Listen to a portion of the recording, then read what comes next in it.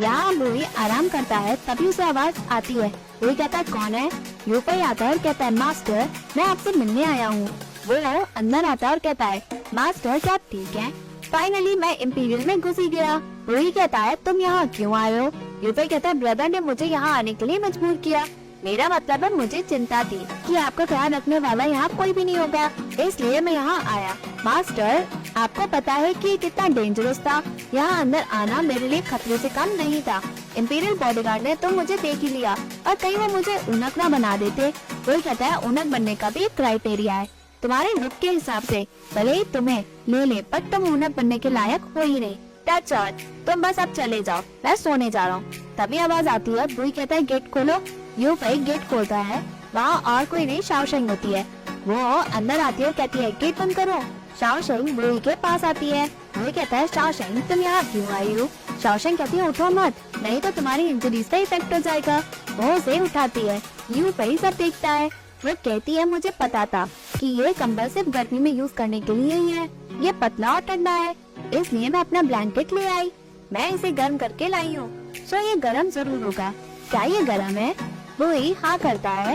Yufei कहता है army वालों की जिंदगी इससे भी ठंडी है, भले ही सर्दी हो, पानी जम गया हो।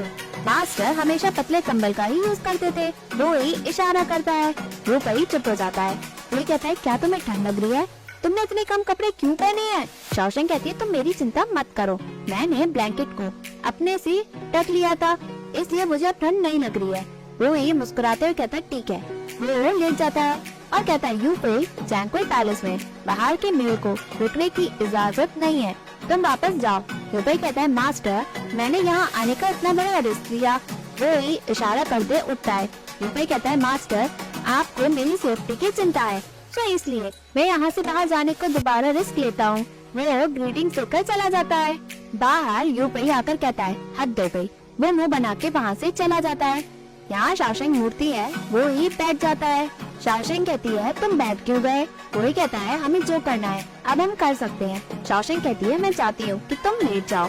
वो उसे लिटाती है, बट अनजाने में वो बुई की इंजरी पे हाथ लगा देती है। वो कहती है मैं फिजिशियन को बुलाऊं क्या? वो ही मना करता है और कहता है मैं ठीक हूँ। बुई को फ्लैशबैक आता है। शाओशेंग कहती है तो तुम्हारी इंजरीज क्या नकली है? वो कहता है नकली? शाओशेंग कहते हैं क्योंकि तुमने अपनी इंजरी का यूज करके मुझे दुखी करना चाहते थे ताकि तुम्हारा गोल अचीव हो जाए। वो कहता है तो तुम्हें क्यों हर्ट हुआ जब मैं इंजर्ड हुआ? अगर तुम्हें हर्ट नहीं हुआ तो ये सब यूजलेस है, चाहे मैं जो कुछ भी करूं। मैं अपने आप को किस्मत वाला मानता हूं कि चोट मुझे लग रही थी पर दर्द तुम्हें हो रहा था। शाओशेंग बुई के माथे पे किस करती है।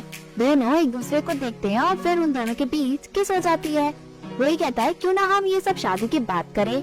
शाओशेंग कहती है ऐसी लाइन तो मुझे कहनी चाहिए। वही कहता है चलो हम एक बार किस करते हैं और अगली बार सिर्फ तुम ही कह देना।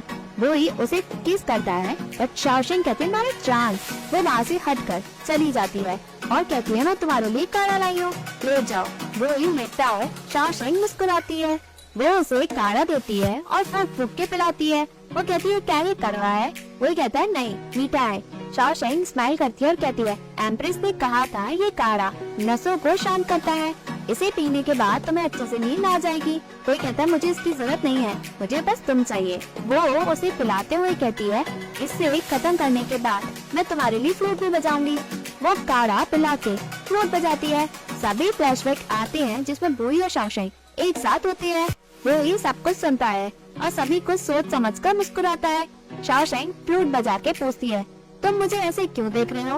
वो कहता है जब मैंने पहली बार तुम्हारा चेहरा देखा था तुम आज जैसी ही खूबसूरत दिख रही थी। शाओशेंग मुस्कुराती और कहती है तुम्हें याद है जब तुमने मुझे पहली बार देखा? वो कहता है कौन? फिर लालटेन फेस्टिवल था, तुम लालटेन को देख रही थी बट मैं तुम्हें देख रहा था। शाओशेंग कहती है तो तुम मुझे बहुत पहले से ही देख रहे थे, तो तुम मेरे पास क्यों नहीं आए और मुझसे मिले भी नहीं? वही कहता है मेरे पास कुछ काम अटके पड़े थे बट फिर भी मैंने डिसाइड किया कि मैं तुम्हारा हाथ मांगूंगा। शाओशेंग कहती है तुमने तो मुझे सिर्फ एक ही बार देखा मेरा हाथ मांगने के लिए, कहीं तुमने जल्दबाजी तो नहीं कर दी? वही कहता है एक बार ही काफी है। शाओशेंग कहती है जब तुमने मुझे पहली बार देखा तुम्हें कैसा लगा? वही कहता है उस रात लालटेन हर जगह थी, तुम रास्ते में से गुजर रही थी लोगों के बीच बट मैं तुम्हें ही देख पा रहा था। तब मैंने सोचा कि ये मोमेंट बोलने लायक है वो नहीं, तुम्हें बस एक बार देखने के लिए जब मैं मुड़ा तब मैं समझ गया सिर्फ तुम ही हो मेरी जिंदगी में। शाओशेंग कहती तो आज के बाद तुम मुझे कभी धोखा मत देना, मैं कभी भी तुम्हारा साथ नहीं छोड़ूंगी। वो ही हंसता है, दोनों एक दूसरे को देखकर मुस्कुराते हैं। यहाँ चेंग मैंशन में चेंग फैमिली खाती है। शाओ युआनी बैठी होती है। शिंगन कहती है मैडम आप इतना कम क्यों खा रही है? शाओ युआनी कहती है किचन में बता दो कि मेरे लिए खाना ना बनाए, मुझे दुख होता है कि कोई भी अच्छे से खाना नहीं खा पा रहा है। चेंगशी कहते हैं डियर तुम्हें ठंड ना लग जाए, सर्दी का मौसम है। एम्प्रेस ने ये क्लॉक रिवॉर्ड में प्यार को दिया है, जब ये उसे मिली उसने किसी के हाथों ये घर भिजवा दी है, उसे जरूर तुम्हारी याद आ रही होगी।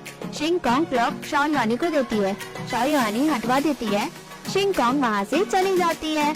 शाओ युआनी कहती है उन्होंने कहा था कि बर्थडे पार्टी खत्म हो जाएगी तो वो यहाँ आ जाएगी। बर्थडे पार्टी को खत्म हुए भी बहुत टाइम हो गया है, वो अभी तक घर क्यों नहीं आई है? मुझे पता है मैं उसके साथ बहुत स्ट्रिक्ट थी, बट वो मुझे ऐसे ही कैसे छोड़ सकती है? जब वो एम्प्रेस से मिली, चेंगशी हंसते हुए कहते हैं फाइनली तुम्हें समझ आ गया कि न्याओ न्याओ कितनी इम्पोर्टेंट है। यूजुअली तुम्हें उससे परेशानी होती थी जब वो तुमसे अटकती थी और तुमसे सवाल पूछती थी, किसे पता था कि तुम उसे इतना मिस करोगी? शाओ युआनी कहती है हाँ मैं उसे मिस कर रही हूँ, क्या वो मुझे मिस कर रही है? चेंगशी कहता है न्याओ न्याओ पैलेस में कुछ भी नहीं कर सकती है, तुम न्याओ न्याओ के लिए इतना कठोर मत हो। क्या इस कैपिटल में कोई भी लड़की है जो न्याओ न्याओ की तरह समझदार और कड़ा डिसीजन ले सकती है? तुम्हें तो अब उसकी शादी की भी चिंता करने की जरूरत है ही नहीं, बट वो तो फैमिली का नाम और ऊंचा कर रही है। फिल्म प्रिंसेस जैसी बेवकूफ लड़कियों की तरह नहीं जो एम्प्रेस की बर्थडे पार्टी ही खराब कर दे। एट द एंड उनके फादर और ब्रदर इन सब में फंस गए। शाओ युआनी कहती है मुझे बस डर है कि कहीं शाओशेंग मुसीबत खड़ी न कर दे। मुझे लगा कि लुंग मुंह उसे रोकेगा, बट मैंने एक्सपेक्ट नहीं किया था कि लिंग में भी उसकी वजह से मैन उसको भूल ही जाएगा। उसकी हिम्मत तो देखो, उसने इम्पीरियल काउंसिलर को पीटा और फिर मैजेस्टी ने उसे पनिश भी किया। चेंगशी कहता है वो इसलिए क्योंकि न्याओ न्याओ काबिल है। डियर तुम्हें नहीं लगता कि न्याओ न्याओ अब कम परेशानी खड़ी कर रही है जब से लिंग वुई उसकी जिंदगी में आया है?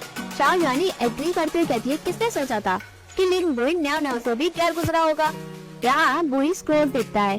कुकी कहता है मास्टर जैसा आपने एक्सपेक्ट किया था, जैसे ही आपने सैंसुरेट को खराब किया मैजेस्टी ने आपको पनिश किया ताकि आप उसे सही करवा दे, ताकि ऑफिसर खुश हो जाए। हमने सीक्रेट में वो फाइल निकाल ली, यू मिलिट्री की रिपोर्ट, वो भी उस साल की। ऑफिसर जो ने कुछ भी सस्पेक्ट नहीं किया। यूपी कहता है मास्टर को पिटना पड़ा, वो भी बिना किसी रीजन के, वो भी इतनी छोटी सी इंफॉर्मेशन के लिए। ये तो गलत है। क्यों ना हम ऐसा सोच लें कि मार्केस यू ही थे जो वो सिटी में बचाने लेट पहुँचे। हमें मिलिट्री रिपोर्ट की क्या जरूरत है, वो भी सैंसुरेट से। वही कहता है मार्केस यू लालची है but wife he open minded है, वह ऐसी बकवास में कभी भी नहीं पड़ती। मैजेस्टी खुद यू क्लान को देखती है सिर्फ उनकी वजह से, बट हमें एविडेंस जरूर है। क्योंकि कहता है मिलिट्री फिजिशियन जो हमारा फिटनेस बन सकता था वो भी मर गया, इवन हान वो भी इन सब में मर गया। मास्टर आप इन सब की कंप्लेंट मैजेस्टी से भी नहीं कर सकते।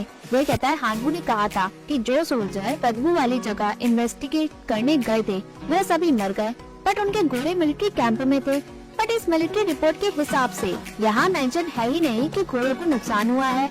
उस वक्त मिलिट्री घोड़े बहुत कीमती थे, अगर घोड़े बदबू से मरे होते तो इस रिपोर्ट में जिक्र जरूर होता। सो इससे प्रूफ होता है कि मिलिट्री घोड़े बदबू से नहीं मरे और वो झूठ दिया जिससे सोल्जर उस बदबू से मर गए। मार्केस यू ने झूठ बोला क्योंकि कहता है मार्केस यू चालाक लोमड़ी है, अगर वो गलत करेगा तो वो अपने आप को कभी भी फंसाएगा नहीं अनलेस वो खुद एडमिट करे, और ऐसा हम कुछ भी नहीं कर सकते हैं। वो कहता है अगर वो मिस्टेक नहीं करेगा तो हम उससे मिस्टेक करवाएंगे। वो स्क्रोल को फेंकता है, तभी एपिसोड एंड होता है। कोई भी होगा, if you like this video, please like, share and subscribe this channel. Thank you.